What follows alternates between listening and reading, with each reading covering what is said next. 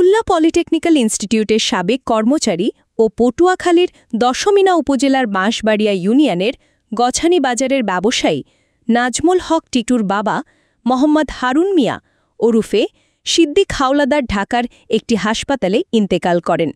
ইন্না লিল্লাহি ওয়া ইন্না ইলাইহি রাজিউন। পটুয়াখালী থেকে সঞ্জয় ব্যানার্জির প্রতিবেদনে দেখুন বিস্তারিত। বৃহস্পতিবার সকাল 10টায় গছানী মাধ্যমিক বিদ্যালয়ের মাঠে জানাজা অনুষ্ঠিত হয়। নিহত হারুন মিয়া উপজেলার বাঁশবাড়িয়া ইউনিয়নের দক্ষিণ দাসপাড়া গ্রামের মৃত্যু আসমত হাওলাদারের দ্বিতীয় ছেলে।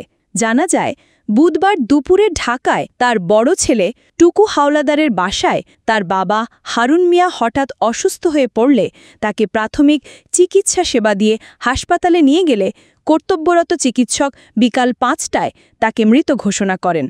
মৃত্যুকালে তার বয়স হয়েছে 80 বছর। তিনি মৃত্যুকালে 3 ছেলেসহ বহু আত্মীয় স্বজন রেখে গেছেন। পরে বুধবার রাত 9টার দিকে ঢাকা থেকে অ্যাম্বুলেন্স যোগে পটুয়াখালীর দশমিনা উপজেলার বাঁশবাড়িয়া ইউনিয়নের দক্ষিণ দাসপাড়া গ্রামের বাড়িতে নিয়ে আসেন। এরপরে বৃহস্পতিবার সকাল 10টায় গছানী মাধ্যমিক বিদ্যালয়ের মাঠে জানাজা অনুষ্ঠিত হয়। জানাজা শেষে পারিবারিক কবরস্থানে দাফন সম্পন্ন হবে বলে নিহতের মেঝ ছেলে নাজমুল হক টিটু জানান। তার মৃত্যুর সামাজিক, রাজনৈতিক, সাংস্কৃতিক, সাংবাদিক সহ বিভিন্ন শ্রেণী পেশার মানুষ শোক জ্ঞাপন করেন।